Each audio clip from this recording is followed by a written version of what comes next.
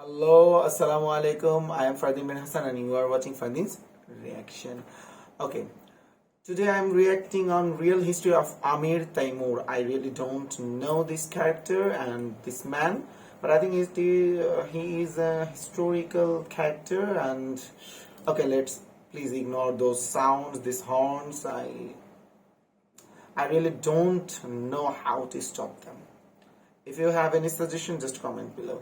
So, okay, let's start the video.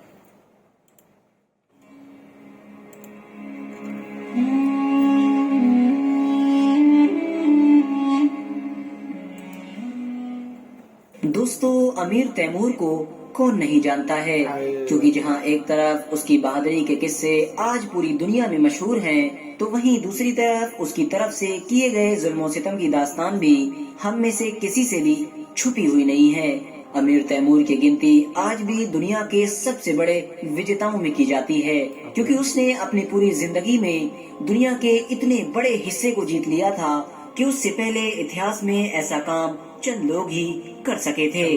अमीर तैमूर की सल्तनत कितनी ज्यादा बड़ी थी, इस बात का अंदाजा इस बात से लगाया जा सकता है कि उसकी सल्तनत का एक कोना जहां हमारे देश भारत के अंदर मौजूद था, तो वहीं दूसरा कोना सल्तनत उस्मानिया के अंदर पहुंच चुका था। और आप खुद अंदाजा लगा सकते हैं कि आज के दौर में भारत देश और तुर्की देश के बीच कितना फर्क है। यानी ये बीच का पूरा इलाका अमीर तैमूर जीत चुका था। न सिर्फ जीता था, बल्कि उसने अपने दौर में दुनिया की बड़ी से बड़ी ताकतों को भी अपने सामने झुकने पर मजबूर कर दिया था। यहाँ तक के सल्तनत उस्मानिया भी उससे मुकाबला न कर सकी थी, और उसने सल्तनत उस्मानिया को न सिर्फ एक जंग में बड़ी जबरदस्त शिकस्त दी थी, बल्कि उस्मानी सल्तनत के बादशाह सुल्तान बायजीद को भी गिरफ्तार कर लिया था। दोस्तों, अमीर तैमूर को तैमूर लंग के नाम से भी जाना जाता है, और उसकी वजह ये थी कि क्योंकि ये एक पैर से लंगड़ा कर चला करता था, जिसकी वजह से ये इतिहास में तैमूर लंग के नाम से भी मशहूर हो गया।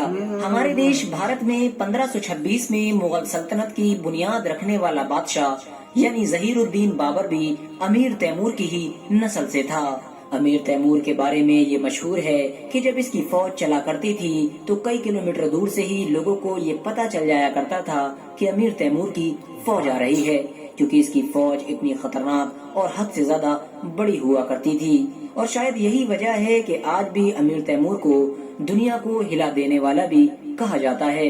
अमीर तैमूर की पैदाइश 1336 में शहर सब्ज नाम के एक शहर में हुई थी, जो आज के दौर में उज्बेकिस्तान देश में मौजूद है। इतिहासकार लिखते हैं कि अमीर तैमूर का बचपन और इसकी जवानी के शुरू के दिन बड़ी गरीबी में गुजरे थे, क्योंकि ये किसी सरदार या फिर किसी बादशाह का बेटा नहीं था। लेकिन हाँ, कुदरत ने इसे एक अच्छी पर्सनैलिटी से नवाजा था। लंबा जिस्म होने के साथ साथ ये हद से ज्यादा बहादुर और ताकतवर भी था, और यही वजह थी कि इसकी बहादुरी को देखते हुए कसगन नाम के एक बड़े कबीले के सरदार ने अपनी पोती का निकाह अमीर तैमूर से करवा दिया था, और यहीं से अमीर तैमूर को अपने आप को साबित करने का मौका भी मिल गया था। अमीर तैमूर ने कसगन कबीले की फौज में ऐसे जौहर दिखाए कि हर कोई हैरान रह गया, और कुछ दिनों के अंदर ही तैमूर लंग कसगन की पूरी फौज में अपनी बहादुरी की वजह से मशहूर हो गया था। जब कसगन के सरदार की मौत हुई तो पूरे कबीले ने अमीर तैमूर को अपना नया सरदार बना लिया, और बस यहीं से अमीर तैमूर के पूरी दुनिया को जीतने वाले उस सफर की शुरुआत हुई कि जिसका उसने हमेशा ख्वाब देखा था। अपने इस ख्वाब को पूरा करने के लिए अमीर तैमूर ने सबसे पहले अफगानिस्तान के शहर हेरात को फतह किया, और फिर उसके फौरन बाद उन्होंने अपनी फौज को अपने एक दोस्त की सिपह सालारी में रूस के शहर मॉस्को भेजा। उनके दोस्त ने मॉस्को शहर को भी बहुत जल्द ही फतह कर लिया, क्योंकि दोस्तों, अमीर तैमूर अपने से दुगनी फौज को भी बड़ी आसानी के साथ हरा दिया करता था, और हारी हुई जंग को जीत में बदलना तो उसके लिए चुटकियों का काम था। यही वजह थी कि अमीर तैमूर ने कुछ वक्त के अंदर ही इराक, ईरान, अजरबैजान और तुर्कमेनिस्तान जैसे बड़े बड़े इलाके फतह कर डाले थे। इन सभी इलाकों को जीतने के बाद अब अमीर तैमूर की नजर बड़ी बड़ी सल्तनतों पर थी। इसीलिए अमीर तैमूर ने अब 1398 में भारत देश के सबसे मशहूर और सबसे अमीर शहर यानी दिल्ली पर हमला किया। दिल्ली में उस वक्त नासिरुद्दीन तुगलक नाम के एक हद से ज्यादा कमजोर इंसान की हुकूमत थी, जो किसी भी तरह से तैमूर लंग का मुकाबला नहीं कर सका था। امیر تیمور نے دلی کو جیتنے کے بعد نہ صرف دلی شہر میں لاکھوں لوگوں کو قتل کروایا بلکہ لاکھوں کو قیدی بھی بنایا گیا. قیدیوں کی تعداد حد سے زیادہ ہو جانے کی وجہ سے پھر ان قیدیوں کو بھی قتل کروا دیا گیا. دوستو دلی میں امیر تیمور نے جو قتل عام کیا تھا اسے اگر اتہاس کے سب سے بڑے قتل عام میں گنا جائے تو شاید غلط نہیں ہوگا. دلی بھی فتح ہو جانے کے بعد اب سبھی لوگوں کی نظر صرف ایک سلطنت پر تھی اور لوگوں کو امید تھی کہ یہی سلطنت امیر تیمور کو روک سکتی ہے اور وہ سلطنت تھی سلطنت عثمانیہ جو اس دور میں یورپ کے پورے علاقے میں بڑی شدت کے ساتھ اپنے جھنڈے گاڑنے کی کوشش کر رہی تھی. اس دور میں سلطنت عثمانیہ کی گدی پر عثمانی سلطنت کے چوتھے سلطان یعنی سلطان بایزید اول بیٹھے ہوئے تھے جن کی گنتی عثمانی سلطنت کے سب سے طاقتور سلطانوں میں کی جاتی ہے. 1402 میں جب امیر تیمور اپنی بڑی فوج لے کر سلطنت عثمانیہ کے بارڈر پر پہنچا تو اس وقت سلطان بایزید اپنی فوج کے ساتھ یورپ کے سب سے مضبوط قلعے یعنی قسطنطنیہ کو فتح کرنے کی کوشش کر رہے تھے. لیکن جیسے ہی انہیں امیر تیمور کے بارے میں خبر ملی انہوں نے فوراً اپنا محاصرہ چھوڑ کر امیر تیمور سے جنگ کرنے کا ارادہ کیا. لیکن اس جنگ میں سلطان بایزید اول امیر تیمور کے تجربے کے سامنے نہ ٹک سکے اور ان کو اس جنگ میں نہ صرف ہار کا سامنا کرنا پڑا بلکہ ان کو گرفتار بھی کر لیا گیا. اتہاسکار لکھتے ہیں کہ سلطان بایزید کو ذلیل کرنے کے لیے امیر تیمور ہمیشہ انہیں ایک پنجرے میں قید کر کے اپنے ساتھ لے کر گھوما کرتا تھا. دنیا کی ایک بڑی سلطنت کے بادشاہ کو اپنے ساتھ اس طرح کا کیے جانے والا سلوک اندرونی طور پر کھایا جا رہا تھا اور آخرکار اسی وجہ سے کچھ وقت کے بعد ہی سلطان بایزید کی اس پنجرے میں ہی موت ہو گئی تھی. امیر تیمور نے اپنی پوری زندگی میں لگ بھگ 2 کروڑ لوگوں کو قتل کیا تھا کہ جو اس دور میں دنیا کی آبادی کا بہت بڑا حصہ تھا. اتنا ہی نہیں اس دور میں دنیا کے بہت سارے امیر اور طاقتور شہر بھی امیر تیمور کے ظلم کا نشانہ بنے تھے. اتہاسکار لکھتے ہیں کہ جب 1388 میں اصفہان شہر میں امیر تیمور کے خلاف بغاوت کی گئی تو امیر تیمور نے اس بغاوت کو کچلنے کے لیے لگ بھگ 70,000 سے بھی زیادہ لوگوں کو قتل کروا دیا تھا. نہ صرف قتل کروایا تھا بلکہ ان کی کھوپڑیوں کے مینار بھی بنوائے تھے.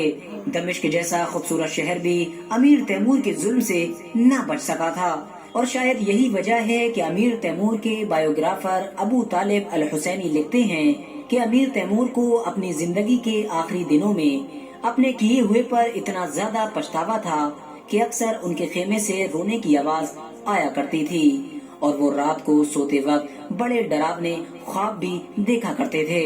اور پھر اسی حال میں ہی آخرکار 1405 میں یعنی لگ بھگ 70 سال کی عمر میں امیر تیمور کا انتقال ہو گیا تھا. اتہاسکار لکھتے ہیں کہ امیر تیمور کا یہ سپنا تھا کہ وہ دنیا کے اور حصوں کی طرح چین کو بھی فتح کرے لیکن اس کا یہ خواب پورا نہ ہو سکا. فی الحال دوستو آج کی اپنی ویڈیو کو ہم یہیں پر ختم. Okay, video is finished. I really don't know Amir Taimur. I know that the name Taimur Lung, so that's why I was confused. But I know his name, but I don't know his full biography. Whatever this is. Oh my goodness, he really killed 2 crore people. 2 crore people in his life. This is madness. And I mean, he was a poor guy, and this is how the journey. If you dream big, look, if you are poor, if you don't have any wealth, you have the sky. Just draw your dream in the sky, and if you have that determination, you will get that dream come true. So he had that courage, and he had that determination and faith by himself.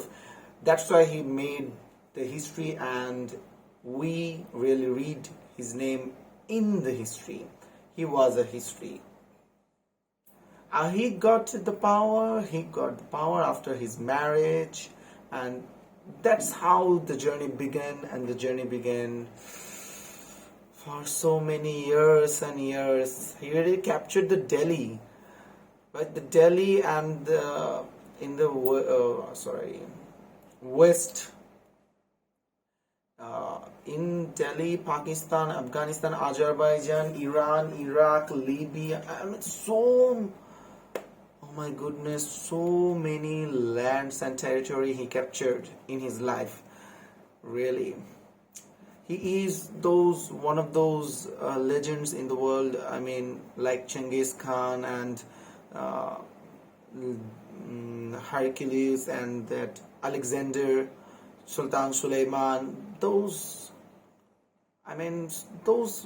so small group of people who really make a history and become a history.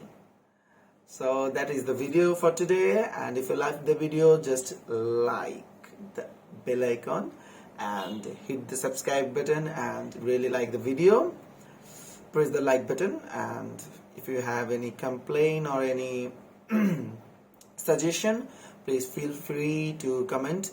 you have comment section, and if you also have anything to say privately, you have my Facebook page, and please ignore those unwilling noises. So that's it. Okay, bye. Thank you for watching my video.